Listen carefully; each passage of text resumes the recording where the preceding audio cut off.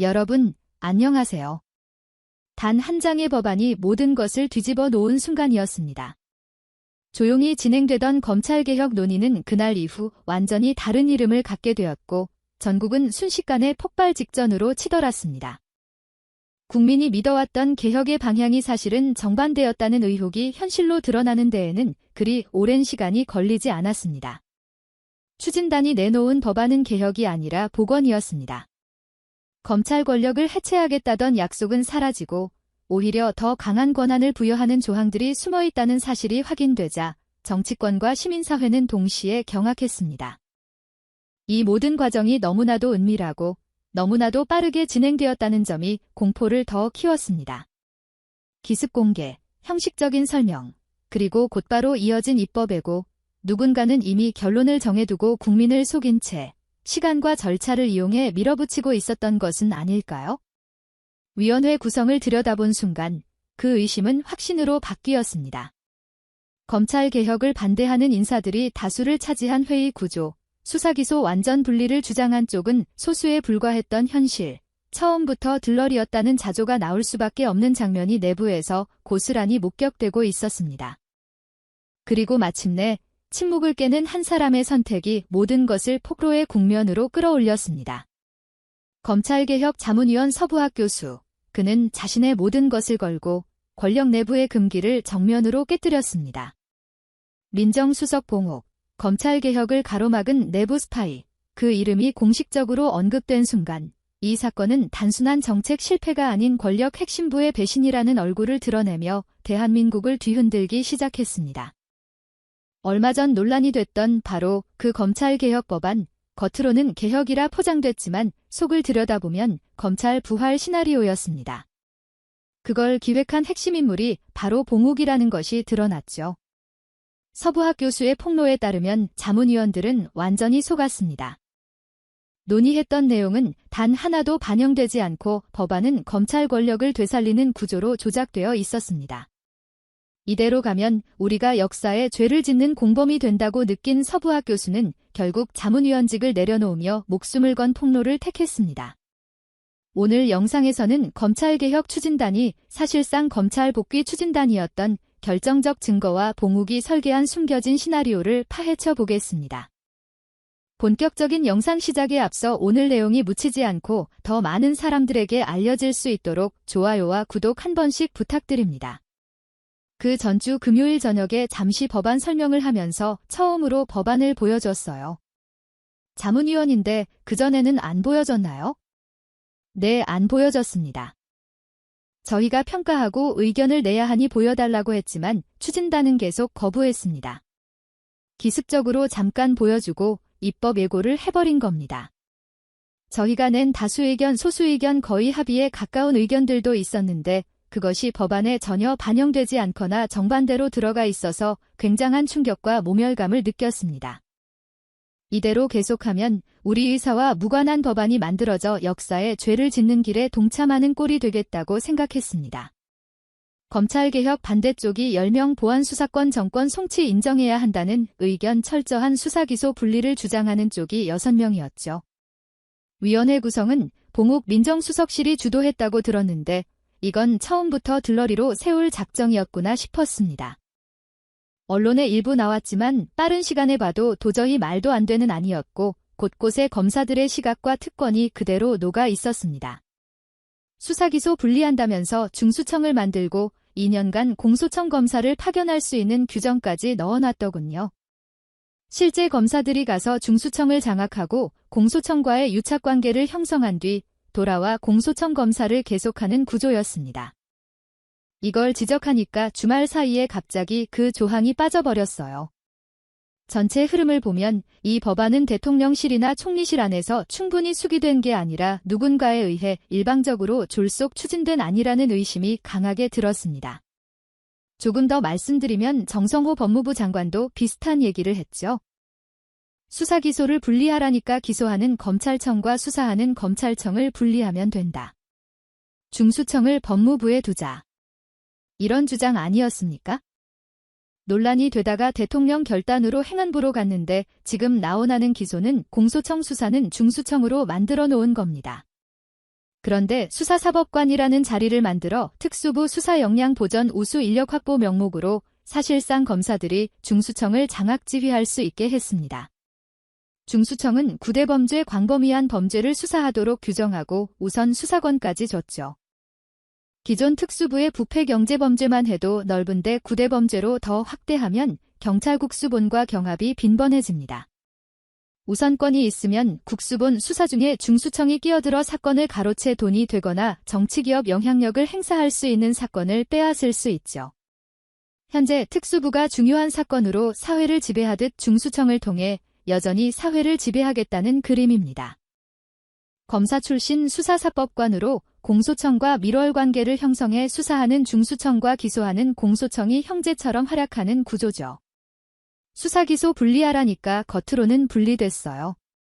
그런데 중수청은 기소하려면 공소청을 거쳐야 하니 통제를 받잖아요. 공소청도 보안수사권 달라고 하고 중수청은 수사사법관으로 검사 지휘를 받으니 결국 공소청과 중수청 모두 검사가 장악하는 구조입니다. 상하지휘 관계까지 있으니 옛날 대검 중수부처럼 대검은 공소청 중수부는 중수청이 되는 구조를 만들려 한 겁니다.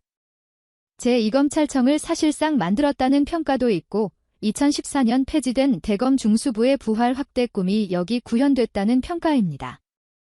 수사원칙기관은 경찰 국수본이어야 하는데 중수청을 통해 국수본을 이류기관으로 격화시키는 구조입니다. 검찰청을 세포 분열시켜 둘러 만든 거죠. 공소청에 직접 수사 못하게 하자니 보안수사권을 주겠다고 하고 보안수사는 제약이 있지만 중수청을 통해 해결하려는 겁니다. 결국 제2검찰청이죠.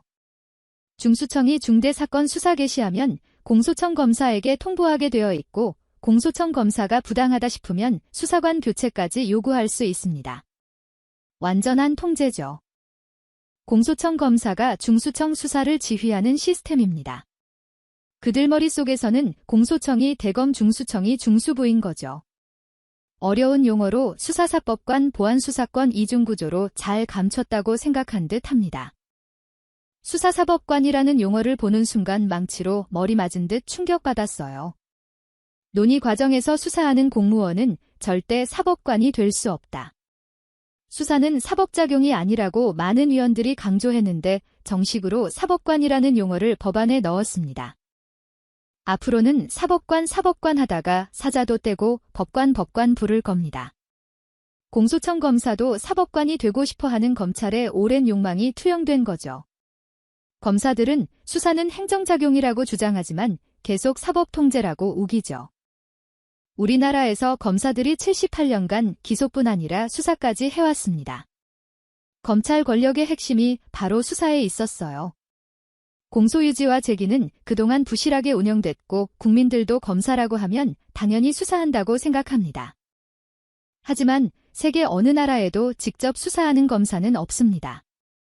검사는 법률가로서 인권 침해나 위법 수사가 있었는지 감시하고 통제하는 역할을 해야 합니다.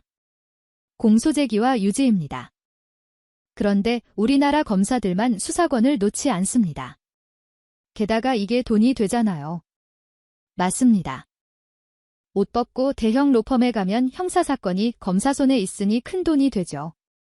지금은 검사의 수사 개시권이 검찰청법으로 제한되어 있지 않습니까? 수사와 기소를 분리하라는 요구가 나오니 수사 영역에서 검사와 검사 출신 정관들의 영향력이 많이 좁아졌습니다. 그런데 이 모델대로 중수청이 출범하면 수사사법과는 대부분 검사나 검사 출신 법률가들이 들어갈 게 뻔하고 중요 사건은 우선권으로 모두 가져가 자기들이 주도할 것입니다. 그러면 어마어마한 정관시장이 열립니다. 예를 들어 경찰국수본이 기업이나 중요 사건을 수사하며 정보를 입수하면 로펌을 통해 중수청에 연결시켜 사건을 가로채는 방식이죠. 이건 정말 거대한 정관시장이 되는 겁니다. 중수청 머리도 검사, 공소청 머리도 검사니까 검사 네트워크로 다 해결되겠죠. 그 네트워크를 노골적으로 드러내려 했던 게 공소청법 부칙 1조의 2년 동안 공소청 검사를 파견한다는 조항이었습니다.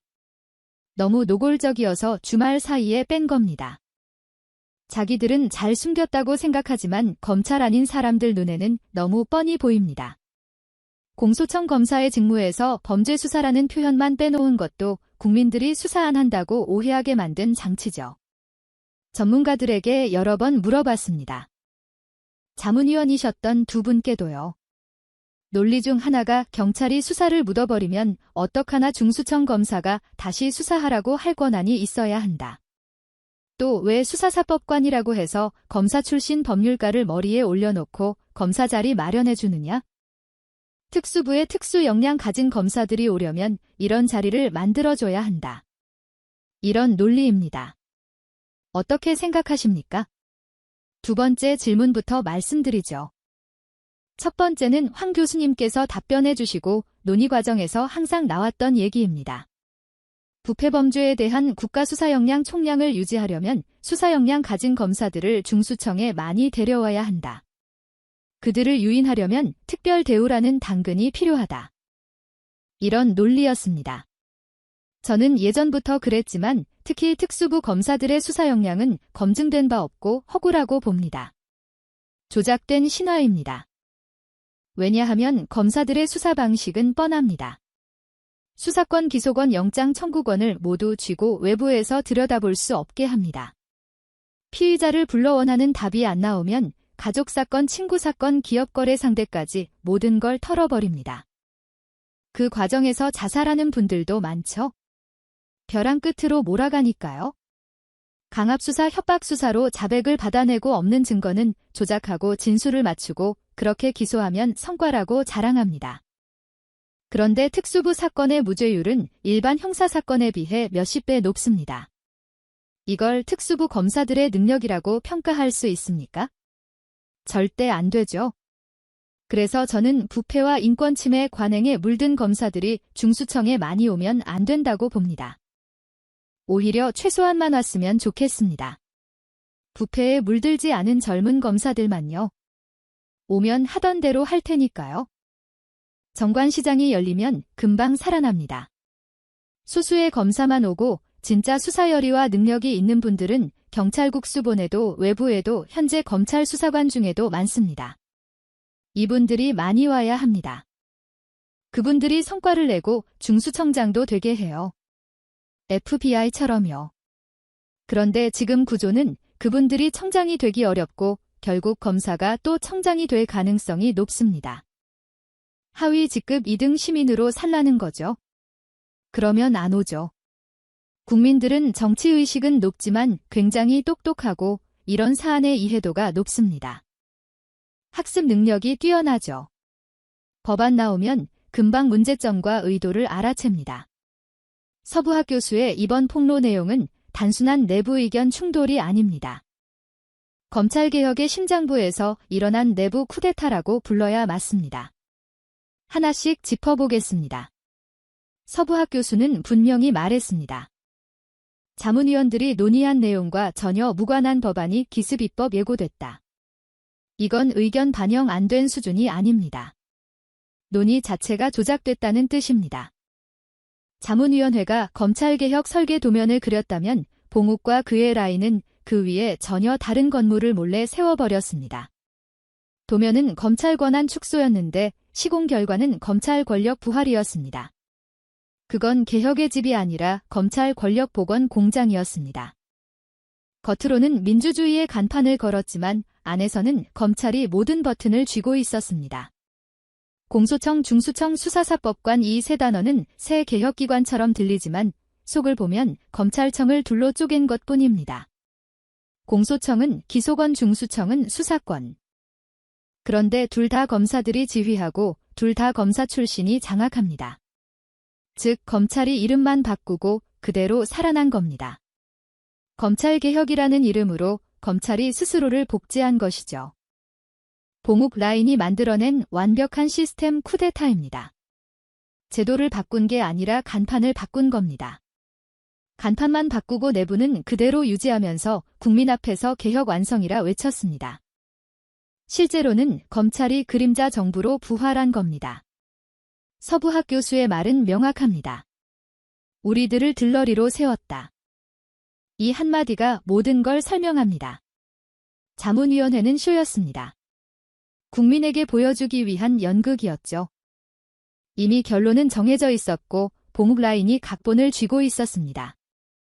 회의를 진행한 게 아니라 연출했습니다. 회의록이 아니라 대본이었죠. 자문위원들은 개혁 조력자가 아니라 검찰 복귀 시나리오의 소품이었습니다. 결국 이 사건은 이렇게 요약됩니다. 자문위원회는 형식이었고 진짜 기획은 총리실 안봉욱 라인에서 이미 끝나 있었습니다. 대통령도 속이고 국민도 속였습니다. 검찰개혁 이름으로 검찰 부활을 밀어붙인 겁니다. 단순한 정치 계산이 아니라 권력 복구 작전이었습니다. 검찰의 잃어버린 제국을 되찾기 위한 철저한 프로젝트였죠. 시점은 검찰개혁 논의가 정점에 달했을 때 국민의 눈은 개혁을 향해 있었고 그 틈을 파고든 봉욱 라인은 내부에서 서류를 바꾸고 용어를 조작했습니다. 검찰은 수사하지 않는다. 하지만 검찰 출신 수사사법관이 통제한다. 검찰청은 해체된다. 하지만 공소청과 중수청으로 재조립된다. 이건 법률 용어 장난이 아닙니다. 권력 언어의 해킹입니다. 개혁 단어를 훔쳐 반대로 돌려 쓴 겁니다. 봉욱은 민정수석 시절부터 검찰 권력은 제도적으로 절대 죽지 않는다는 철학을 가진 인물입니다. 그는 스스로를 검찰의 외교관이라 불렀죠. 겉으로 개혁을 말하면서 속으로 검찰을 보호했습니다. 그의 철학은 단순합니다. 검찰 권력은 줄이는 게 아니라 분산시켜 보존해야 한다. 이번 법안은 그 신념이 고스란히 담긴 정교한 설계도였습니다. 검찰은 수사하지 않는다. 얼마나 듣기 좋습니까? 국민은 속았습니다. 하지만 그 문장 뒤에 작은 별표가 붙어 있었습니다. 단 검찰 파견으로 중수청 신설 가능. 결국 검찰이 이름만 바꾸고 수사권 유지하는 구조였습니다. 중수청은 새 기관이 아니었습니다. 제2의 대검 중수부 검찰 유령 조직을 제도권으로 복궈시킨 것이었습니다. 검찰이 스스로 만든 괴물. 검찰 개혁 탈을 쓴 검찰 복귀 시스템. 이게 봉욱이 만든 검찰 개혁 2.0의 실체입니다. 이대로 가면 검찰 권력은 과거보다 더 유연해집니다. 옛날에는 하나의 울타리 안에 있어 통제 가능했지만 이제 두 기관으로 흩어져 책임은 분산되고 권력은 확대됩니다. 그들은 스스로를 개혁의 희생양으로 포장했습니다. 하지만 실상은 권력의 승리자였습니다. 검찰은 스스로 개혁했다는 명분 아래 더 강력한 사법 네트워크를 구축했습니다. 가장 중요한 건 이겁니다. 봉욱의 역겨운 시나리오가 결국 국민의 집단지성에 의해 드러났다는 사실입니다. 그들은 철저히 계획했습니다. 자문위원을 속이고 대통령의 신뢰를 이용하며 언론에는 개혁이라 포장했죠. 완벽한 각본. 완벽한 위장. 그런데 단 하나를 계산하지 못했습니다. 바로 국민의 눈입니다. 국민은 속지 않았습니다. 법안을 읽고 구조를 분석하며 서로 정보를 나누고 이건 이상하다는 집단적 의심을 품기 시작했습니다. 그리고 서부학 교수의 폭로가 나오자 그 의심은 분노는 확실한 진실로 변했습니다. 이게 바로 대한민국 집단지성이 가진 힘입니다.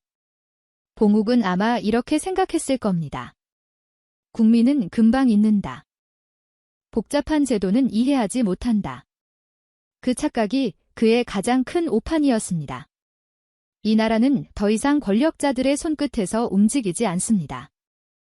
국민이 시민이 되고 수많은 무명의 사람들이 정책을 읽고 구조를 해석하며 그 속에 숨은 의도를 꿰뚫습니다. 그들의 논문보다 날카롭고 그들의 보도자료보다 정직한 분석이 바로 시민들의 온라인 커뮤니티 유튜브 댓글 속에서 나왔습니다. 이제 이 시나리오는 끝났습니다. 한번 드러난 진실은 절대 다시 감출 수 없습니다. 검찰개혁의 이름으로 검찰을 다시 살리려던 이 기만의 설계도 그 설계자는 이미 밝혀졌습니다. 이제부터는 다른 싸움입니다. 다시는 이런 일이 반복되지 않도록 하는 시민들의 싸움입니다. 이건 정치의 영역이 아니라 시민의 영역입니다. 오늘 이야기를 끝까지 들어주셔서 감사합니다. 이 영상이 의미 있었다면 좋아요, 구독 그리고 공유로 더 많은 사람들에게 진실이 전해지길 바랍니다. 저는 다음 시간에 또 다른 진실로 돌아오겠습니다. 감사합니다.